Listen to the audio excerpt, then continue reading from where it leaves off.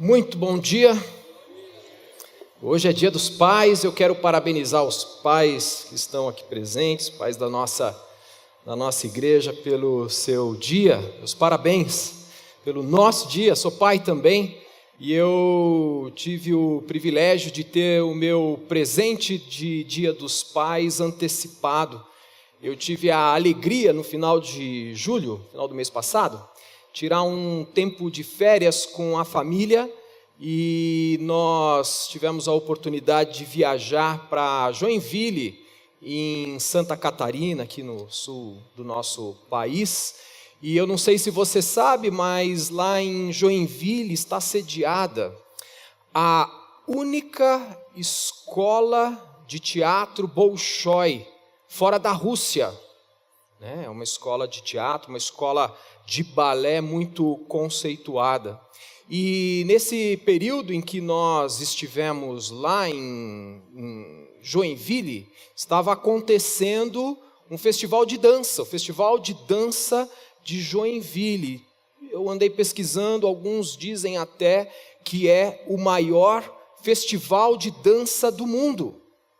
A Ana, que é a minha esposa, ela sempre foi bailarina e por muitos anos professora de balé. E nós temos duas filhas, aliás, eu gostaria até de apresentar as nossas filhas para vocês. Estão aí, ó, as duas. A Fernanda, à sua esquerda, Fernanda mais velha, está com 21 anos, e a Cristina, à sua direita, com 12 anos, e desde bebês, acho que eu posso dizer até no ventre da mãe, elas já participavam do balé, seja dançando ou acompanhando a mãe nas aulas de balé e fazendo balé também desde pequenininhas, logo cedo. E se você é pai de bailarinos, porque existem homens também que fazem balé, se você é pai de uma bailarina ou de um bailarino, sabe muito bem o que isso significa. Não basta ser pai, você tem que participar, não é? Tanto é que lá no festival de dança, tinha lá o Terror dos Pais, que é a feirinha de dança, para vender as coisas ali, e tinha uma camiseta para diversas pessoas ali que têm contato com bailarinos, e tinha a do pai. E a do pai, a camiseta para o pai, dizia o seguinte: pai de bailarina, patrocina as filhas, participa do festival, não entra em pânico na hora da apresentação, tem muita paciência e paga as contas. Mas o mais importante é esse, é apaixonado por elas. É isso aí. Então, há mais de 20 anos, eu participo do balé. Eu participo, não danço nada, antes que você me pergunte. Participo das aulas, dos ensaios, das apresentações, claro, nem tanto quanto a mãe, mas o pai também acaba participando. E isso tudo, as aulas, os ensaios e as apresentações, vem acompanhado de muito sofrimento, de muito sacrifício, de muita pressão psicológica, de lesões, de dores musculares, por causa da exigência que há dentro dessa forma de arte. E eu logo no começo eu aprendi que os pés dos bailarinos são levados ao estresse extremo, ao máximo do estresse, causando feridas nos pés dos bailarinos, muitas dores, para que o resultado almejado com a apresentação dessa arte, com a aprendizagem, para que o resultado seja o mais belo possível. Os bailarinos têm o desafio de alçar os céus. Vocês já perceberam isso?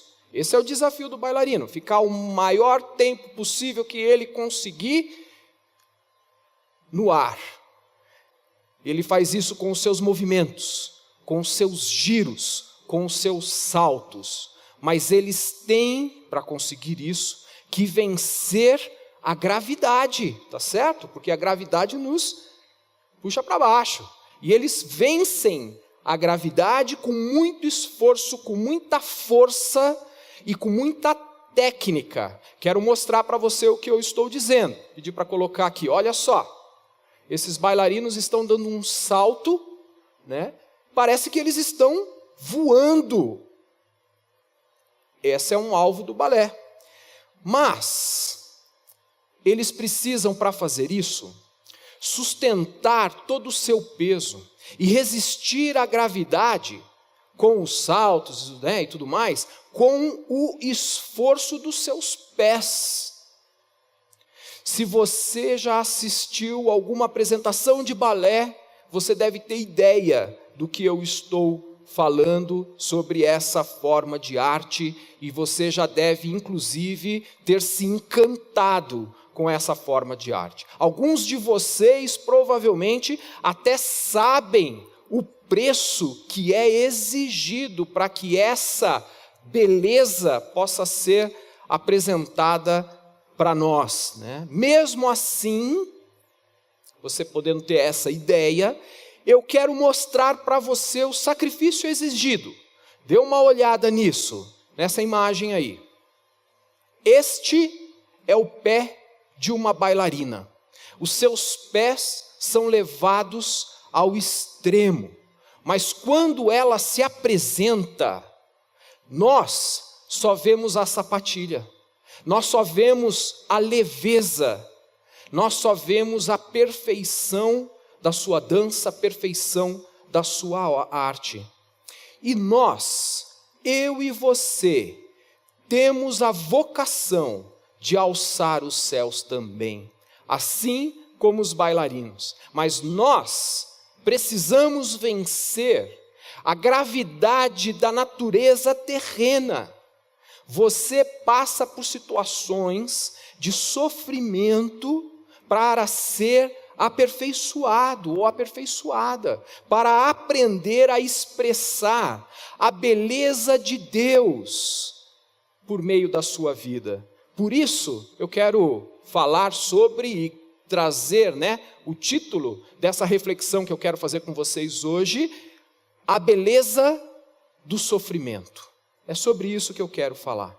E o meu objetivo aqui é mostrar para você a função do sofrimento como uma oportunidade para autocompreensão e autodoação, para que nós possamos expressar a beleza da vida verdadeira em nós, que é a beleza de Jesus em nós. Para compreender melhor sobre isso, a relação do sofrimento e a beleza, eu quero convidar você a olhar um texto que está lá em 2 Coríntios, no capítulo 1.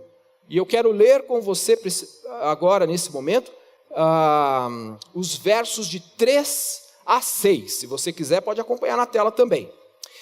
Bendito seja o Deus e Pai de nosso Senhor Jesus Cristo, Pai das misericórdias e Deus de toda consolação, que nos consola em todas as nossas tribulações, para que com a consolação que recebemos de Deus, possamos consolar os que estão passando por tribulações. Pois assim, como os sofrimentos de Cristo transbordam sobre nós, também por meio de Cristo transborda a nossa consolação. Se somos atribulados, é para a consolação e salvação de vocês. Se somos consolados, é para a consolação de vocês, a qual lhes dá paciência para suportarem os mesmos sofrimentos que nós estamos padecendo. A segunda carta aos Coríntios foi escrita pelo apóstolo Paulo. É a sua carta mais pessoal e transparente sobre os sentimentos dele. Nessa carta ele derrama o seu coração, ele retrata o sofrimento que ele passou, sofrimento físico espiritual e psicológico também durante toda a sua caminhada cristã. E é interessante porque ele usa expressões que têm ideia de sofrimento, de aflição, de tribulação, porque Paulo entendia muito bem o significado e a beleza do sofrimento. Paulo conhecia muito bem o peso do sofrimento, mas ele exaltava a Deus, porque a sua experiência espiritual, mesmo com o sofrimento, estava repleta de consolação. E a ideia aqui de sofrimento é a ideia de um navio que afunda por causa do excesso de peso que ele carrega, ou então um animal que carrega tanto peso, mais do que ele pode suportar, que ele acaba morrendo por causa do excesso de peso. A sensação é de ser achatado, é de ser esmagado, é de ser oprimido pela dor e pelo sofrimento. É disso que Paulo está falando quando ele retrata e fala sobre o seu sofrimento. Quem era Paulo? Vou tentar olhar um pouquinho para isso. Paulo nasceu em Tarso. Tarso era uma grande cidade cultural, intelectual e de comércio internacional. Havia um porto ali, então vinham pessoas de diversos lugares. Paulo era um israelita, mas ele também tinha uma cidadania romana por herança, porque o pai dele tinha feito um grande feito ali, tinha realizado um grande feito para os romanos, e os romanos concederam a ele a cidadania romana, e naquela época um privilégio você ter uma cidadania romana, e Paulo a tinha por herança, herdado do seu pai. Paulo era um religioso fervoroso.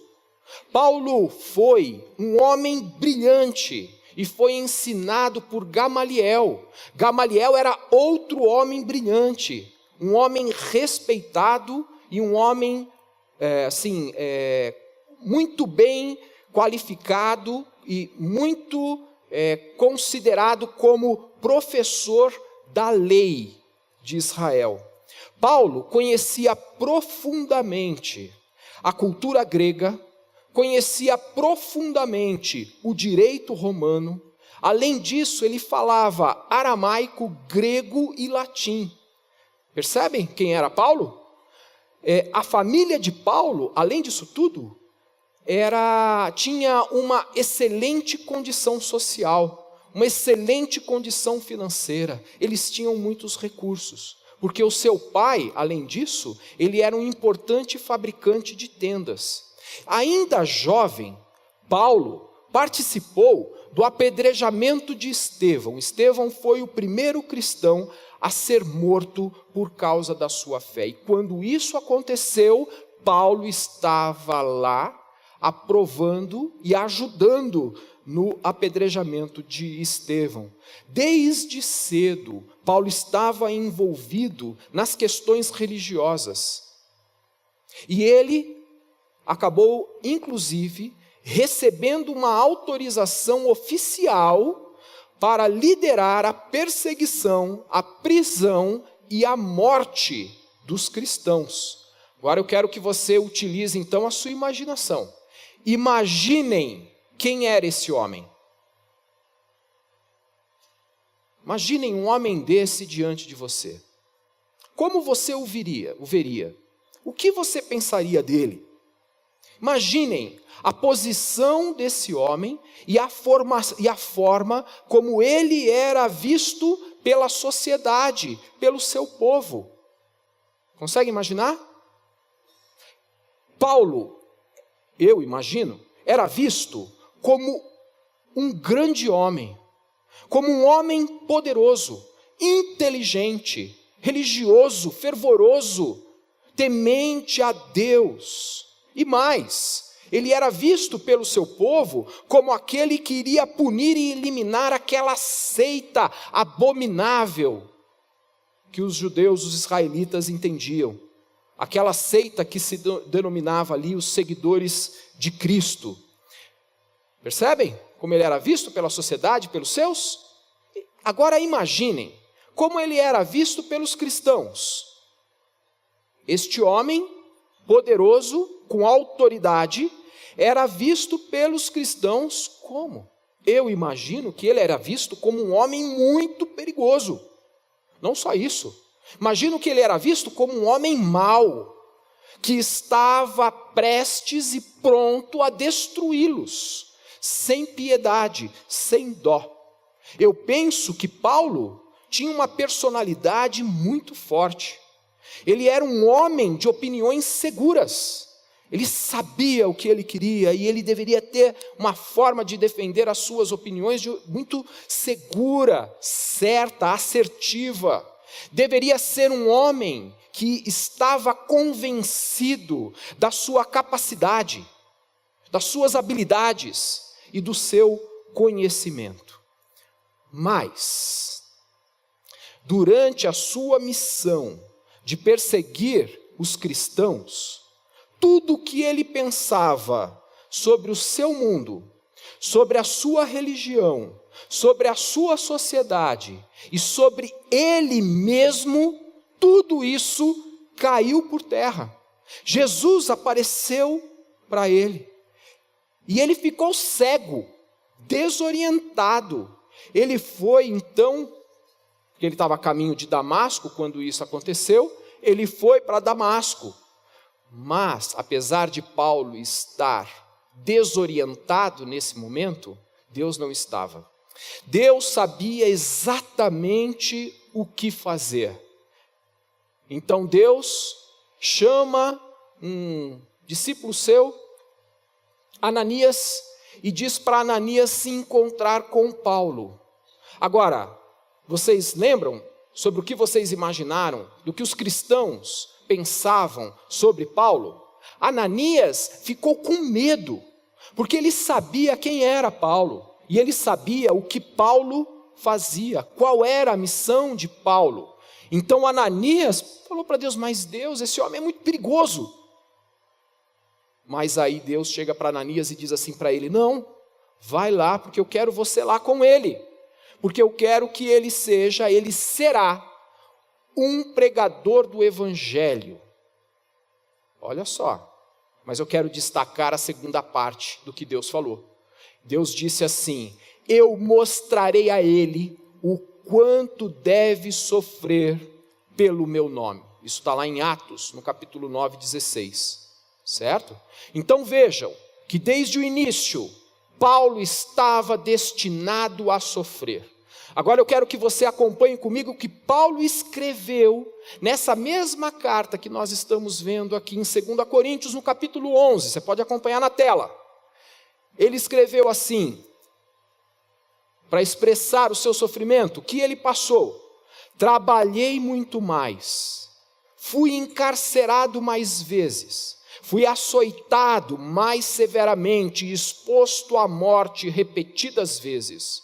5 vezes recebi dos judeus 39 açoites. 3 vezes fui golpeado com varas. 1 vez eu fui apedrejado. 3 vezes sofri naufrágio. Passei uma noite e um dia exposto à fúria do mar. Estive continuamente viajando de uma parte a outra. Enfrentei perigos nos rios, perigos de assaltantes, perigos dos meus compatriotas, perigos dos gentios, perigos na cidade, perigos no deserto, perigos no mar, perigos dos falsos irmãos.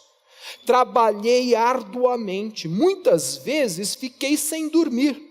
Passei fome e sede e muitas vezes fiquei em jejum. Suportei o frio e a nudez. Além disso, enfrento diariamente uma pressão interior, a saber, a minha preocupação com todas as igrejas. Ufa, eu acho que eu pelo menos não tenho ideia do que significa passar por isso. Não sei se você talvez tenha, mas procure imaginar. E ainda não terminou. Para fechar o currículo de sofrimento de Paulo, ele lutava com um espinho na carne. Os teólogos discutem sobre qual seria esse espinho na carne. Mas sabe de uma coisa? Isso não importa o que seria isso.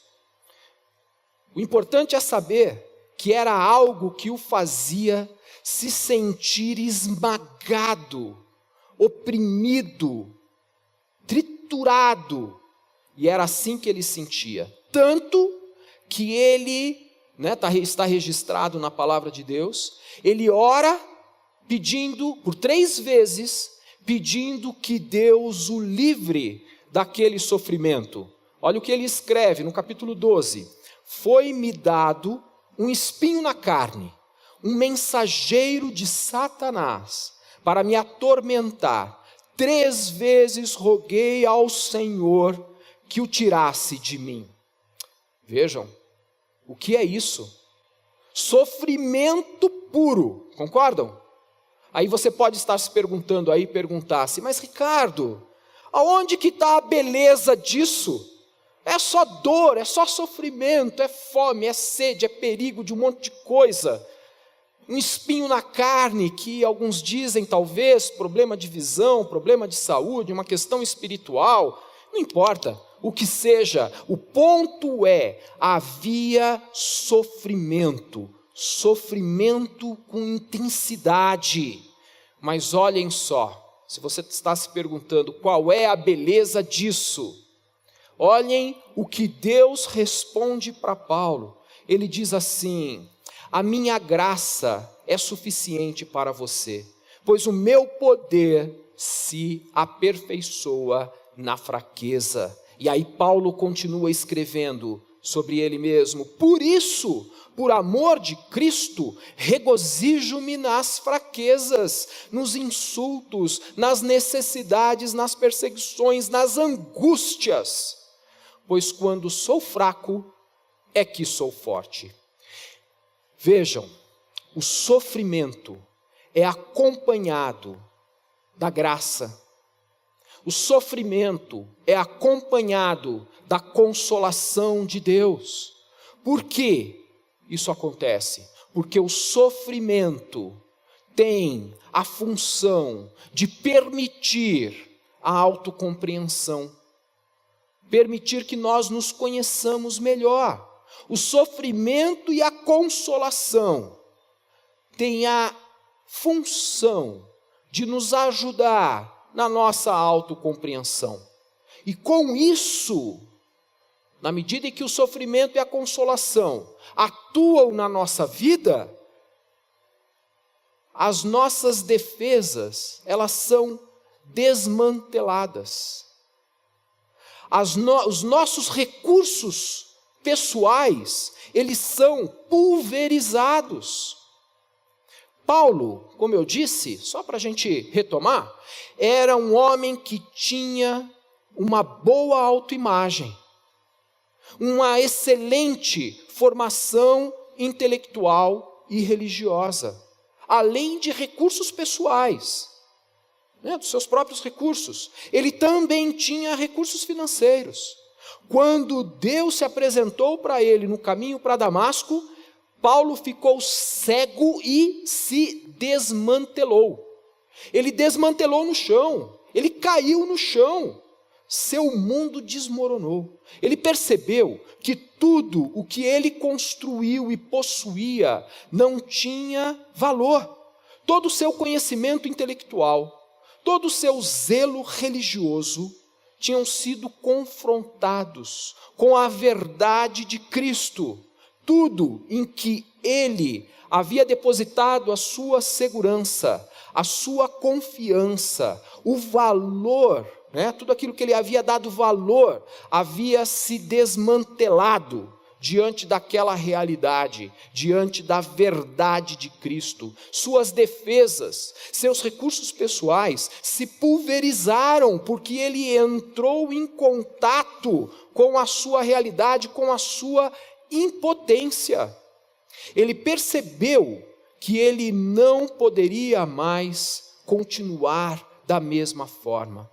Ele percebeu que ele precisava ter uma mudança, uma transformação radical naquele momento. E aí, ele questionou o seu mundo. Ele questionou a maneira que ele via o mundo. E ele passou a olhar as coisas de forma diferente. Ele passou a ver as coisas de forma diferente. Ele passou a experimentar e entender as coisas que aconteciam com ele de forma diferente. E ele passou a adotar o valor ou os valores da cruz para ele. Percebam só, situações de crise, situações de sofrimento nos levam à autocompreensão, nos levam a reconhecer a verdade sobre nós mesmos, para que a gente possa renunciar aos próprios recursos, renunciar às próprias capacidades para tentar resolver as coisas, e que muitas das vezes os próprios recursos e a capacidade própria só nos deixam atolados, repetindo padrões de relacionamento, padrões de comportamento que só atrapalham a nossa vida, mas aí nós não sabemos lidar com isso de uma maneira diferente, continuamos fazendo sempre igual. E muitas vezes o sofrimento, as lutas e as dificuldades, elas vêm com uma função muito importante. É muito difícil mesmo passar pelas dificuldades, pelo sofrimento. Eu não sei se você está passando por alguma coisa assim, e o que é. Né? Eu conheço os meus, daqueles que estão mais perto de mim. Né? Eu não consigo saber de todo mundo, mas você as vive. E eu sei que é difícil. E muitas vezes os nossos joelhos fraquejam. Muitas vezes nós nos sentimos desamparados, com medo, sem saber como lidar com aquilo.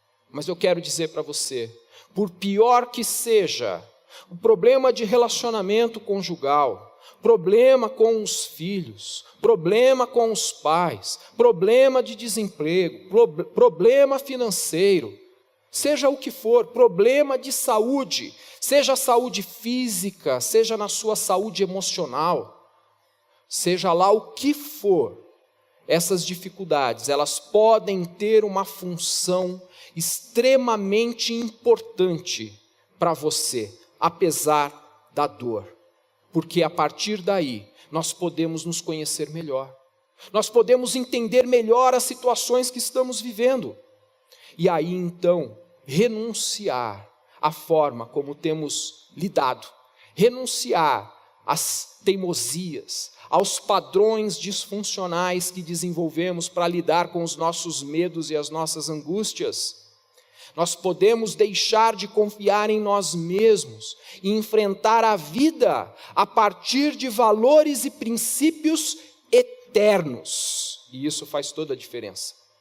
Calvino escreveu o seguinte: precisamos primeiro morrer para renunciar à confiança em nós mesmos, e assim podemos recorrer a Deus. Por isso, no capítulo 1, Paulo continua dizendo assim: irmãos, nesse mesmo texto que a gente está estudando aqui, irmãos, não queremos que vocês desconheçam as tribulações que sofremos na província da Ásia, as quais foram muito além da nossa capacidade de suportar, a ponto de perdermos a esperança da própria vida. Eu vou repetir, foi muito além do que eu podia suportar, a ponto de perder a esperança da própria vida, Paulo disse.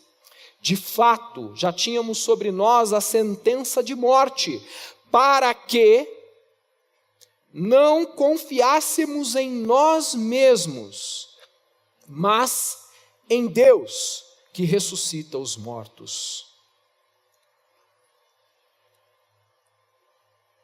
Vejam que o sofrimento e a consolação têm a função de permitir a autocompreensão.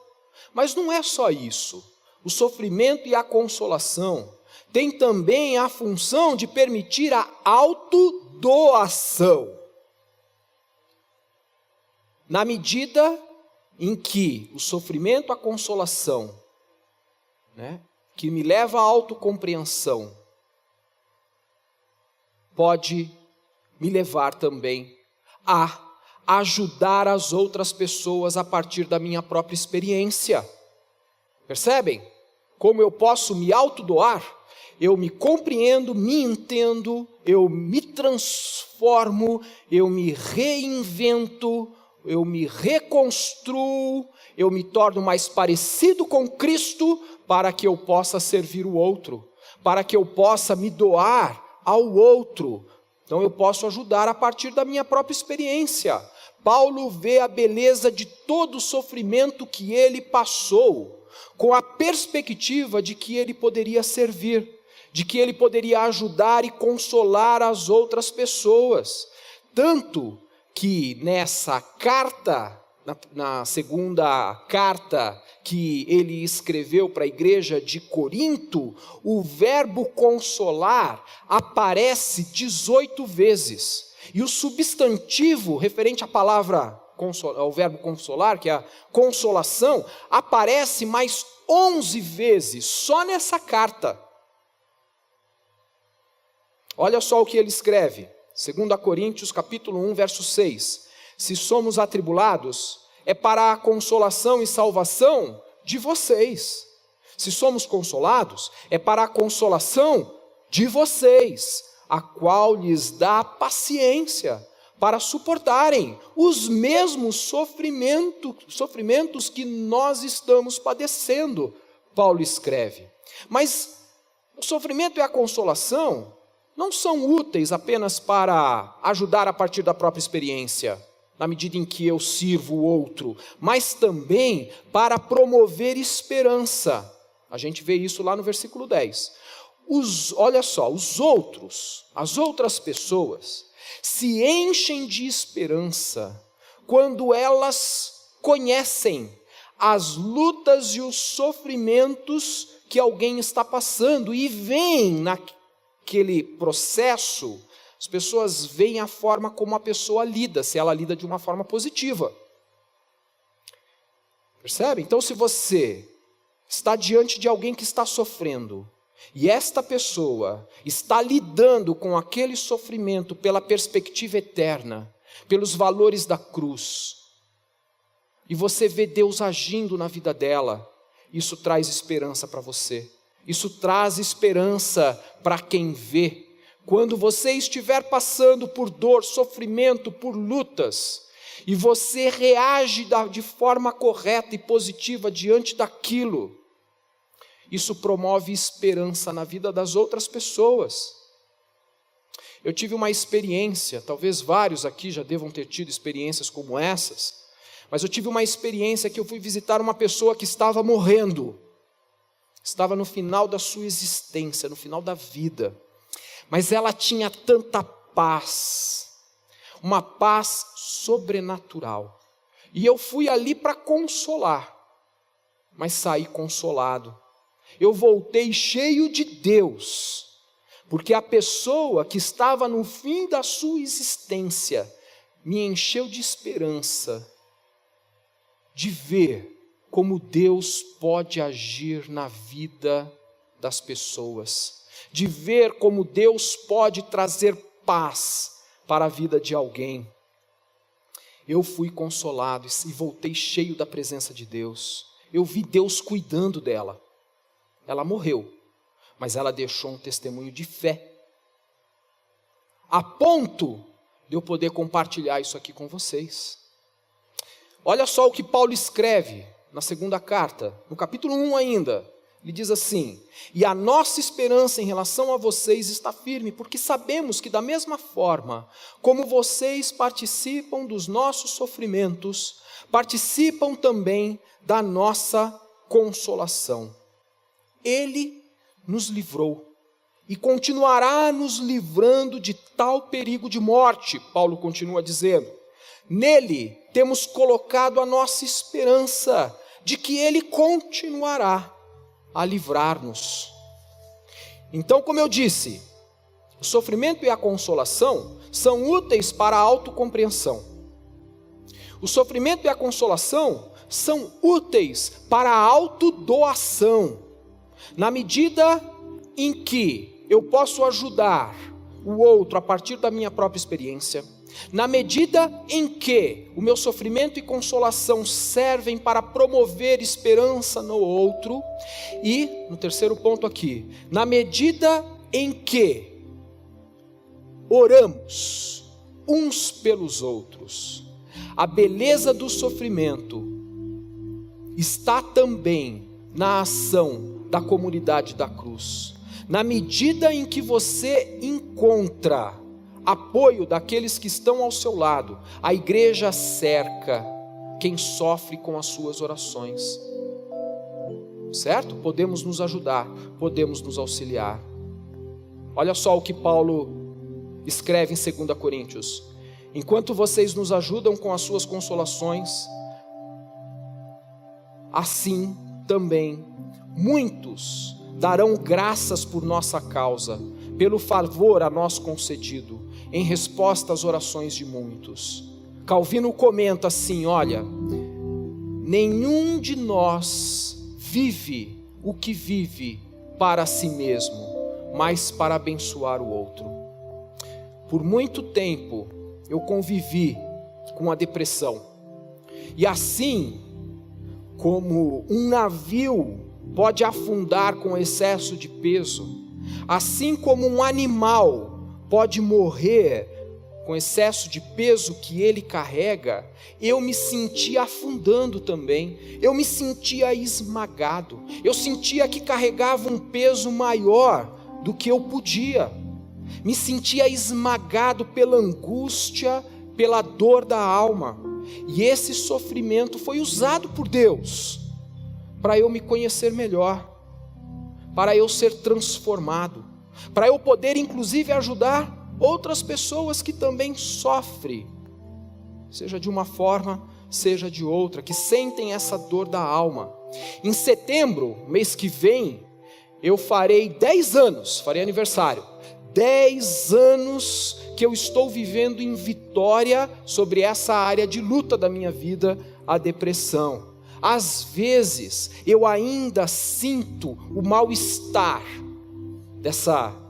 o mal-estar emocional, como se a depressão, ela quisesse ainda voltar. Mas hoje, esse sentimento, esse mal-estar, esse sentimento, ele deixou de ser um inimigo para mim, e se tornou um aliado, porque quando eu me sinto dessa forma, quando eu sinto essa dor emocional, eu me lembro que preciso depender de Deus, e aí então eu intensifico ainda mais a minha vida devocional, eu procuro olhar e depender ainda mais de Deus. Além disso, quando eu sinto esta dor, eu me lembro de algumas coisas importantes, eu me recordo do que é sentir dor da alma, e isso me ajuda a entender os outros que sofrem também. Não me deixe esquecer, quando alguém chega para mim e diz assim, não é incomum isso acontecer, tá? Eu ouço isso com frequência. As pessoas dizem assim para mim, eu sinto uma dor aqui dentro que eu nem sei direito o que é. Eu sei exatamente o que aquela pessoa está dizendo. Eu sei o que significa isso. E eu posso então, a partir da minha experiência, poder compartilhar a minha história, para esta pessoa ver que há esperança. Eu posso ajudar essa pessoa a partir da minha experiência. E quando eu conto a minha história, ela pode entender que há solução, há esperança. É possível superar a dor, né? E além disso, me ajuda a orar por aqueles que sofrem também. E eu sei que todos nós passamos por lutas, que você passa por luta. Eu sei disso porque a Bíblia diz, Jesus disse, nesse mundo vocês vão ter muitas aflições. Por isso é que eu sei, né? Às vezes essas lutas parecem insuportáveis e fica difícil ver a beleza diante delas, a beleza diante do sofrimento, né? Mas sabe de uma coisa? Há algo muito maior na sua existência, muito maior que o bem-estar momentâneo que a nossa cultura valoriza e enfatiza. Existe um propósito que não cabe na nossa compreensão. Existe uma beleza para ser revelada. Assim como o balé expressa uma beleza que tem como alvo conquistar a leveza e alçar os céus, como nós vimos ali, os bailarinos naquela foto, nós temos a beleza do amor e da presença de Deus, que precisa ser expressada, que precisa ser revelada e mostrada por meio da nossa vida, por meio da sua vida. Então eu quero dizer para você, se você está sofrendo, tenha esperança. Se você está sofrendo, tenha o olhar certo diante disso. Tenha a esperança de que Deus continuará cuidando de você sempre. Ele nunca vai te abandonar. Na medida em que Ele trabalha em você, Ele vai continuar cuidando de você e dos seus também. Então Ele vai continuar fazendo a obra dEle, na medida em que trabalha em você, por você e através de você. É isso que a gente pode ver com Paulo, na experiência dele. E é isso que a gente pode aprender na verdade do Evangelho.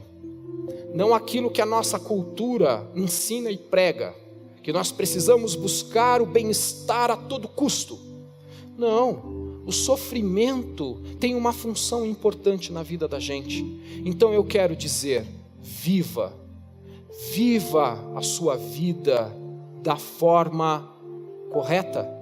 Viva a sua vida, e qual é a forma correta? É a perspectiva de Deus sobre você, aquilo que a palavra ensina.